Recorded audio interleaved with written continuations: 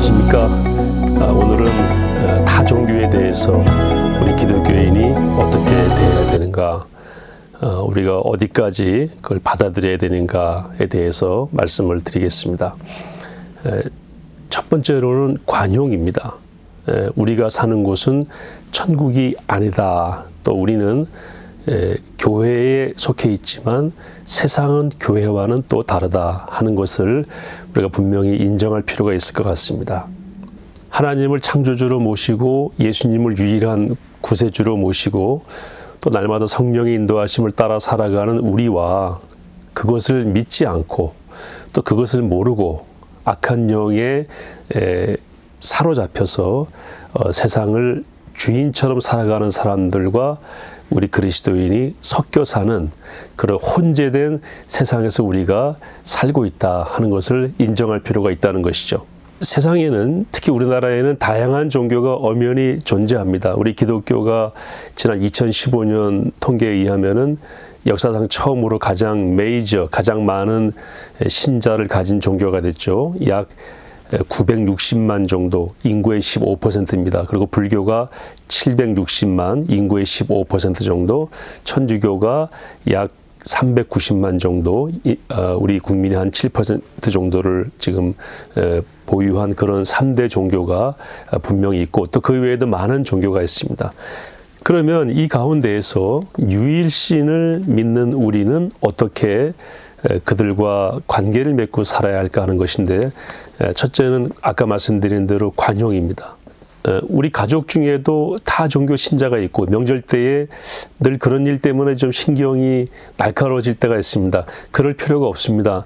관용하고 인정하고 존중해 주면 될 것 같습니다. 성경에 그 답이 있습니다. 에베소서 2장 2절에 보시면, 그때의 너희는 그 가운데서 행하여 이 세상 풍조를 따르고 공중의 권세 잡은 자를 따랐으니 곧 지금 불순종의 아들들 가운데서 역사하는 영이라. 그때에 우리도 지금 불순종의 아들들 가운데서 역사하는 영에 한때 사로잡혀 있었다는 거죠. 그러니까 우리는 지금 예수님 만났고 예수님 우리를 찾아오셔서 그리스도인이 되었지만, 세상에는 아직도 우리가 전에 살았던 그런 방식으로 사는 사람들이 존재한다는 것입니다. 이것은 그 종교의 교리를 받아들이지 않은 것이 아니고, 그런 직제와 교리와 시스템을 가지고 엄연히 지금 존재하는 그런 종교를 인정하고 관용하자는 것입니다. 이것은 역사에 이 종교 때문에 수많은 피를 흘린 것으로부터 얻은 교훈이기도 합니다. 두 번째로, 관용하고 인정하지만 혼합주의는 안 된다. 혼합주의는 이것도 받아들이고 저것도 받아들이는 거죠. 역사적으로 성경에서 나오는 가장 혼합주의가 극심했던 때가 바로 사사기입니다. 이스라엘의 왕이 없어 사람들이 자기 소견에 옳은 대로 행했다 하는 것이 사사기의 가장 큰 준엄한 하나님의 평가였죠. 그러니까 혼재된 세상을 살고 있지만 섞이지 않고 유일한 하나님, 우리를 구원하신 그리스도, 지금도 역사하시는 성령님, 내 삶의 주인은 하나님, 내가 사는 모든 영역에서의 유일한 왕은 하나님이시다 하는 이 분명한 우리의 신앙의 고백과, 또 유일한 진리의 체계인 하나님의 말씀, 정확무오한 우리 삶의 최고의 진리의 가치를 가진 하나님의 말씀은 성경이다 하는 것을 우리가 분명하게 마음에 담고 선포하고 나간다는 것입니다. 타 종교에서도 그 종교의 신자가 아닌 사람들을 그 종교 예식에 참석을 시켜서 그 종교 신자와 똑같은 모습으로 참여하게 하는 것은 그건 적절하지 않다고 생각합니다. 누가 누구에게도 그것을 강요할 수는 없습니다. 거기에 참석한 그리스도인에게 그가 그리스도인으로서의 최소한의 교리적인 순결함을 지키기 위한 모습에 대해서는 오히려 존중하고 오히려 칭찬해 줘야 되는 것입니다. 제가 확신하는 것은, 그렇게 신앙에 모호한 사람들은 공직자가 돼서도 안 되고, 그렇게 신앙에 모호한 사람은 나라까지 팔아먹을 수 있다. 저는 그렇게 생각합니다. 그러므로 가장 중요한 정점에 있는 우리의 내면의 최고의 가치라고 인정하는 신앙을 어디 가서도 변하지 않고 지키려고 하는 태도는 어떤 종교이든지 존중받아야 된다.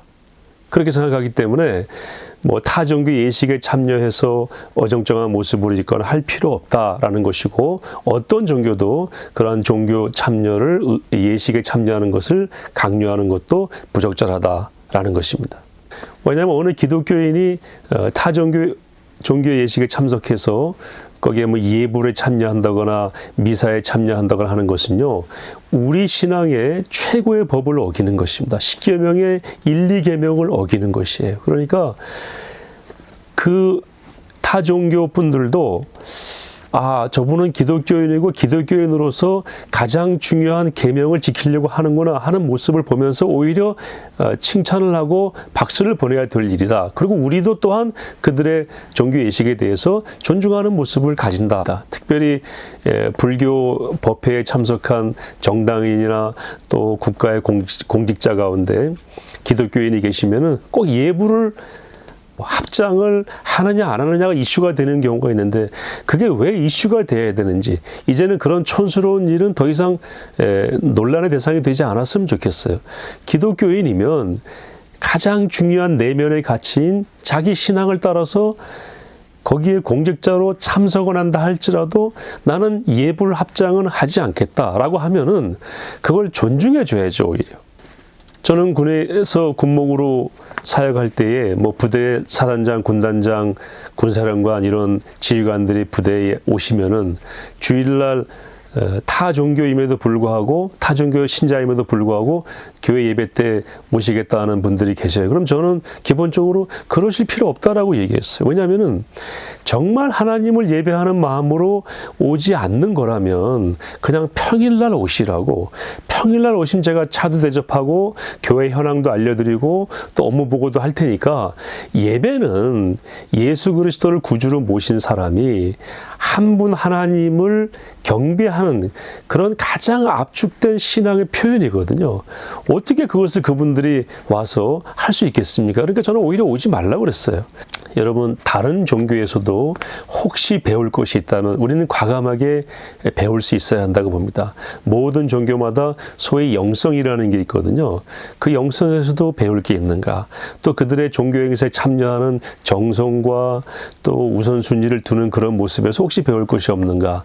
그들의 섬김과 나눔에 배울 것이 없는가? 그들의 가정교육에 배울 것이 없는가? 그들의 교리 체계를 그대로 받아들이는 것이 아니라면 우리 그리스도인은 배울 곳이 있다면 또 배울 필요가 있다라고 생각을 하고요. 두 번째는 타 종교의 성직자분들, 뭐 스님이나 또 비구니 스님도 계시고요. 그리고 뭐 신부님들, 또 다른 여러 명칭의 지도자가 있잖아요. 그분들에 대해서도 존중하고 또 인간적인 면에서는 존경할 수도 있겠죠. 혹시 미사나 법회, 그들의 종교 예식이 진행되는 곳에 가거나 그것을 보게 되면은 내 이 몸가짐이나 또 나의 이런 태도가 방해가 되는 일은 혹시 없을 건가 하고 좀 돌아보는, 그래서 그것을 존중하고 이렇게 배려하는 것도 필요할 것 같습니다. 그래야 우리 기독교 예배도 보호받고 우리 신앙의 표현도 보호받을 것이라고 봅니다. 바다에 물고기가 있습니다. 이 물고기는 짠 바다에 살고 있지만 그 물고기 몸은 짜지 않습니다. 다 걸러냅니다. 그래서 우리가 물고기를 잡아서 구워 먹을 때에도 소금을 쳐서 먹죠.